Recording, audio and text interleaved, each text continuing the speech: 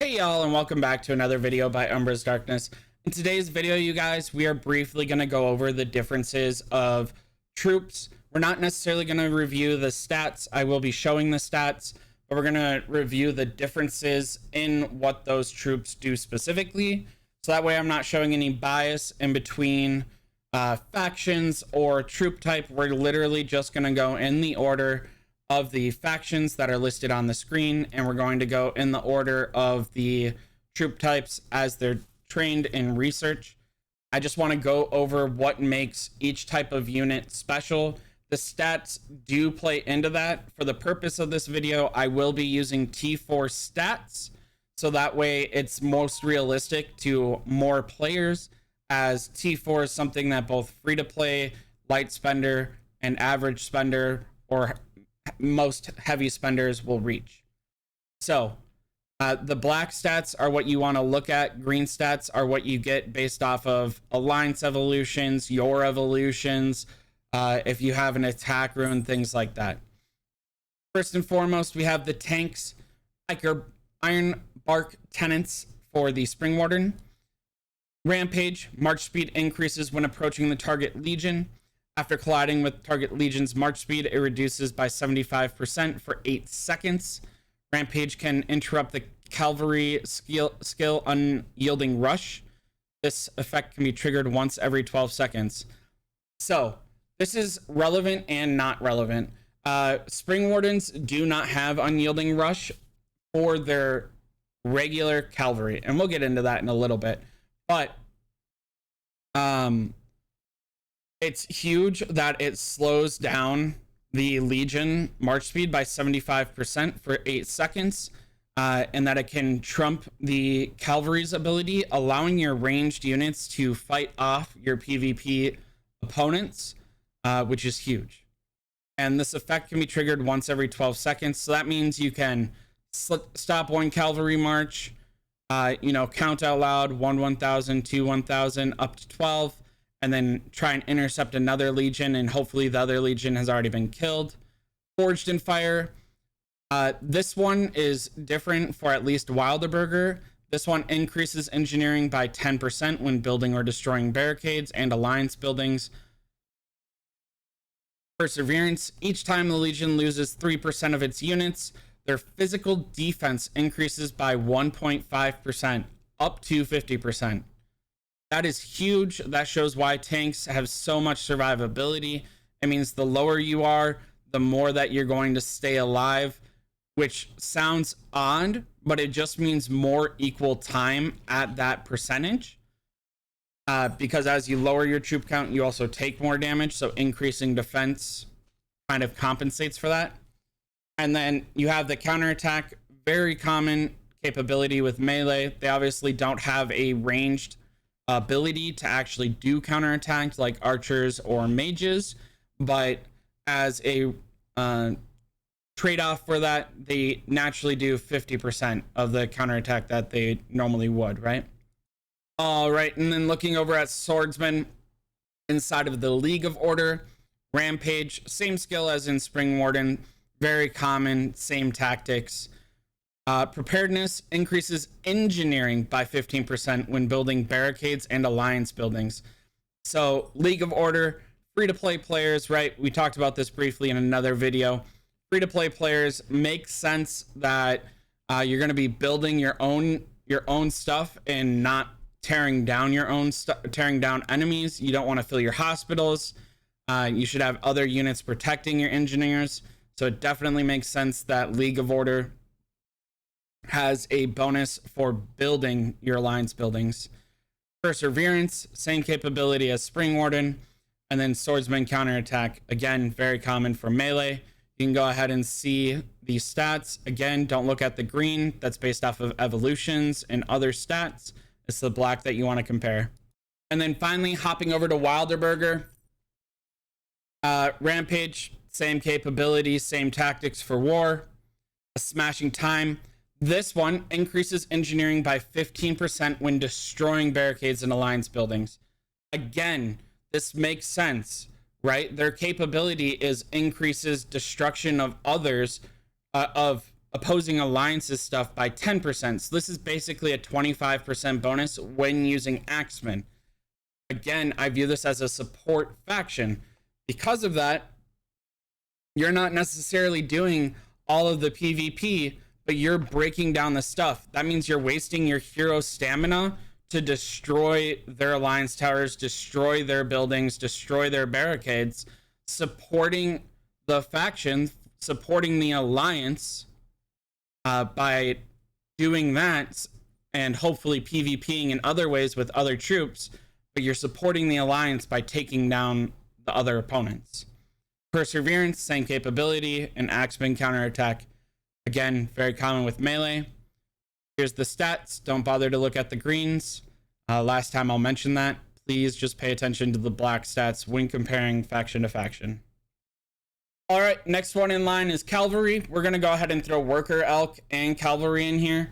Worker Elks, workhorses, they are different per faction, so we're going to go ahead and cover that real quick.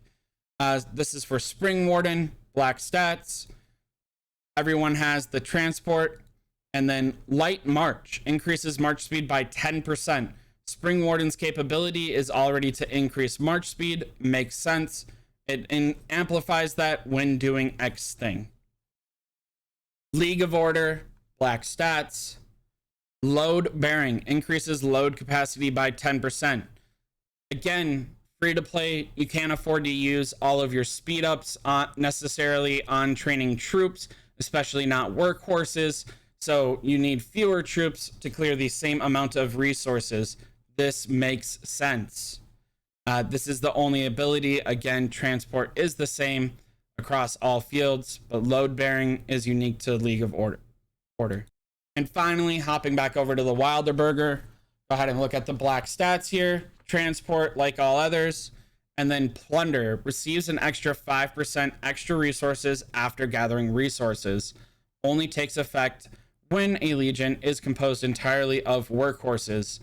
All right, this makes sense. You're going to be supporting your faction. You need the extra resources. So you get bonus resources to be able to heal your troops, heal your opponent's troops, or heal your alliance troops, maybe level up your heroes faster. Again, makes sense with the common themes that I feel each faction has. Now, looking at the Calvary themselves, we're going to look at Spring Warden again first. This is a very unique unit as it's Calvary, but it is ranged, so it's going to have different abilities significantly than other units. First, Calvary Marksman, ranged Calvary unit. All right, deals damage from a distance, physical damage that is just like archers. Cavalry Charge. When the Legion enters the battle, they gain Physical Keen, increasing their physical attack by 30% for 10 seconds. This effect can be triggered only once every 120 seconds. This means you can't just hop from one mage to another to trigger this over and over and over and over again. You have to wait 2 minutes in between this ability triggering. However, you are at a distance. You can go ahead, poke the mages. By the time they realize they swap onto you, you're already far enough away. You don't have to deal with the collision factor that was added into the game. You can go ahead, you can run away, and after a couple of minutes, they're no longer paying attention. You automatically get Cavalry Charge back. As a PvP focused faction, this makes sense to me. Here's the black stats for you guys. League of Order. Again, go ahead and look at the raw stats. Cavalry have the highest march speed. I would like to point out 219 is the same exact march speed as the Spring Wardens. So even though they're ranged, they are still marching the same speed.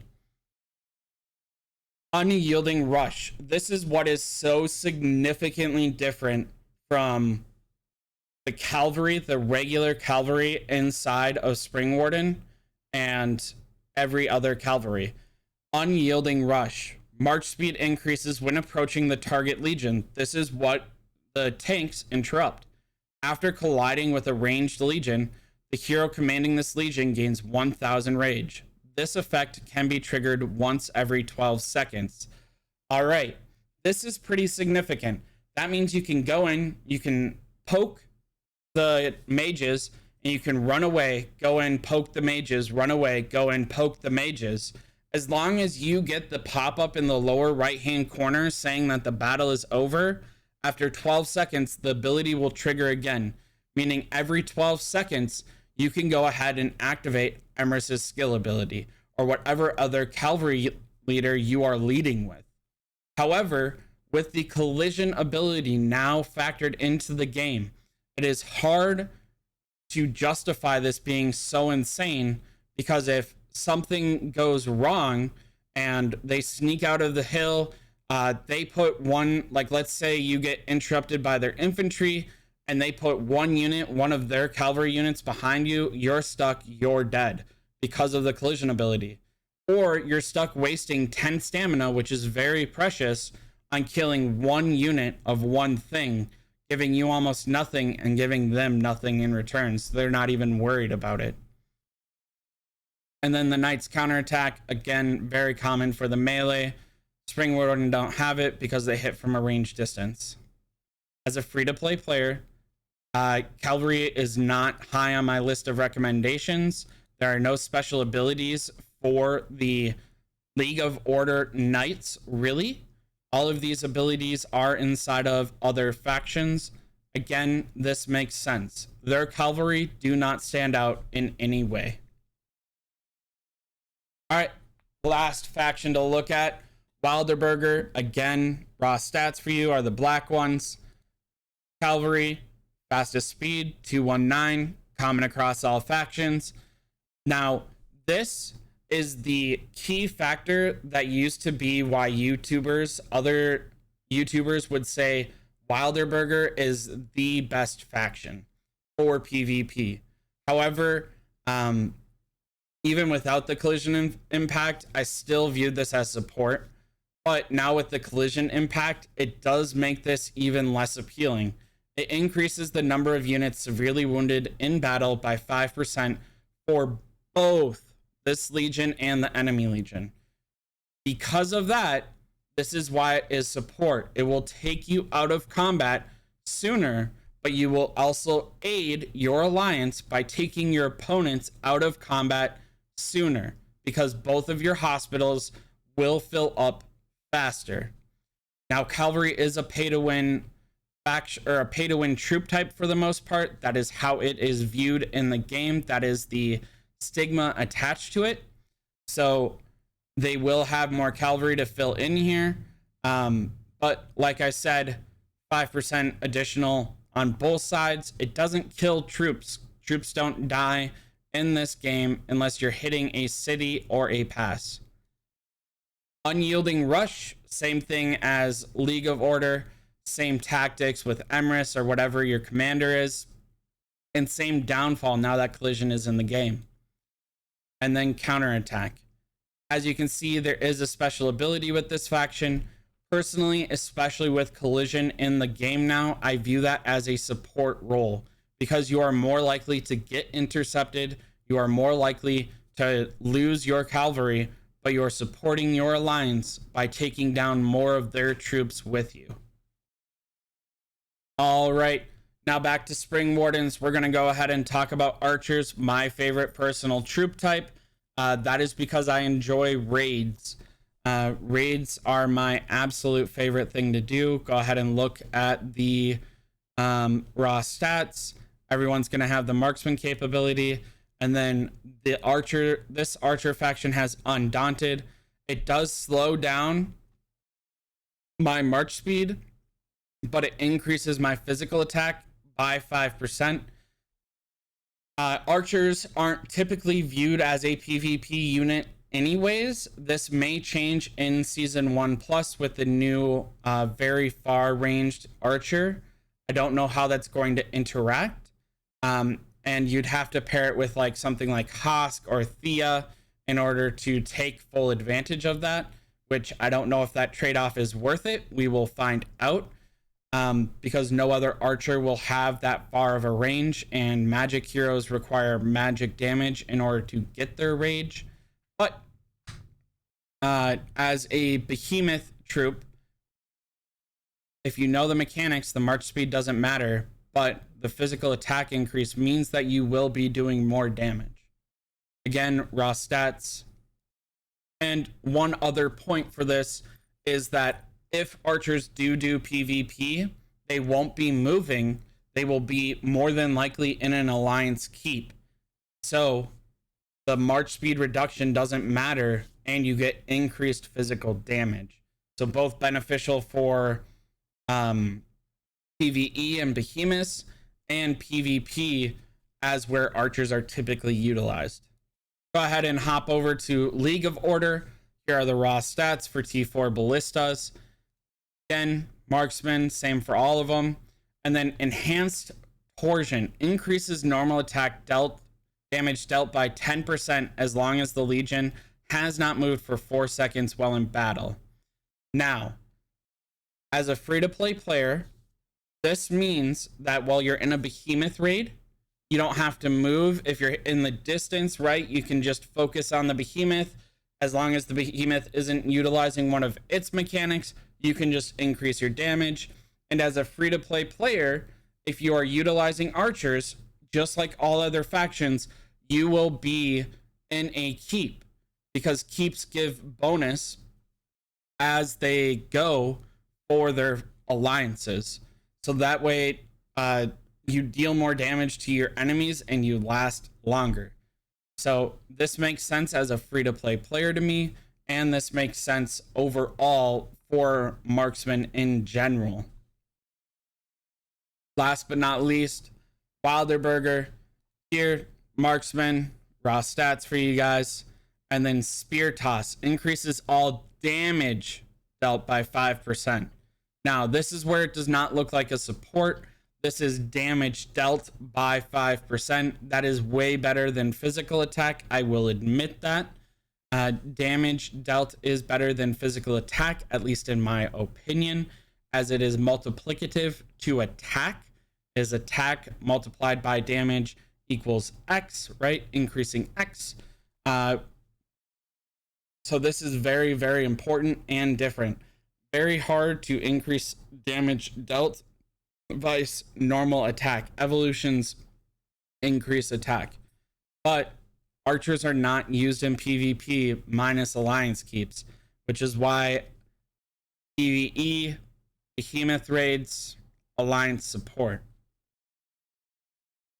All right, second to last troop type that we're going to go ahead and talk about is mages. Magic, ranged magic units, obviously. Here's the raw stats for you guys. Always showing you T4s. Sorry about flashing the T5s. Raw stats for you guys. Now, this is where it doesn't feel like Spring Warden is necessarily the best for PvP. However, it is only one of the 5 troop types, so I struggle to say that is X. And this is grants a boost to one surrounding friendly legion every 3 seconds while in battle, increasing their defense by 20% for 15 seconds. Now, every single magic type has this, except for it is a different stat: defense, HP, or attack. So give a little, get a little. Mages essentially support other mages by increasing their stats, because all the mages have the same range. They'll all be standing in the same distance. So there's a give and take on whether or not you want to cluster your mages, or if you want to keep them at a distant or keep them separated, so that way you're not vulnerable to your enemies doing AoE damage to you. Personally, if you're doing PvP properly, the Calvary should be distracting their mages, and your mages should be focusing on their infantry, so they should be way too far away for the enemy mages to actually hit your mages.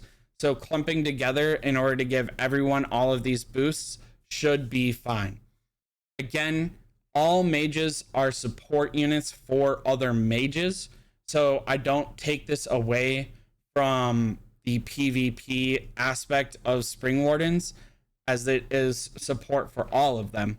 And it doesn't matter if the other units are magic or physical. So if they're up right next to the infantry, they can increase the defense as well. Again, raw stats for you guys. All right. Over at League of Warden, Vestals, here's the raw stats for you guys. Same ability, magic, blessing, grants a boost to one surrounding legion, increasing their HP by 20% for 15 seconds. Again, all mages support each other. Makes sense. This one's HP. You can already guess what Wilderburger is. So let's go ahead and talk about that. Now, this faction, again, raw stats, magic, and then here you go, attack. This faction is the only faction where the magic units make sense as a supporting role.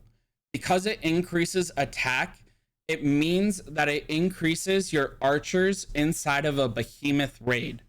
So it's justifiable to say that the Satyr Witches are a support role. While all of them do support each other, you're not necessarily going to take the same advantage from other mages coming in, right? They all have the same level of magic attack at 220, but the bonus of HP and defense in behemoth raids do not mean nearly anything compared to the bonus of attack. The preferred mage type for behemoth raids are Satyr Witches because of that increase in attack. Again, throwing them into the support role to support the archers for the overall behemoth raid. That's why you rarely see the Wilderburger faction archers, because this increases so many other players, right? If you have your highest spender with their Wilderburger, their League of Order, whatever it is, March, and then you're increasing their attack by 20% because you're the only one standing next to them, or they're the only one standing next to you, that's going to be a significant amount of support. Perfect for a person that wants to play a support role. All right, last but not least, the flying units. The flying units. Forest Eagles, Calvary, melee, flying. They are the only melee faction for flying units. All right, flying cavalry can fly over certain terrain types and avoid being obstructed by other legions, as well as having a higher march speed. Avoid being obstructed by other legions. This means that as a cavalry unit, they do not take into effect the collision ability.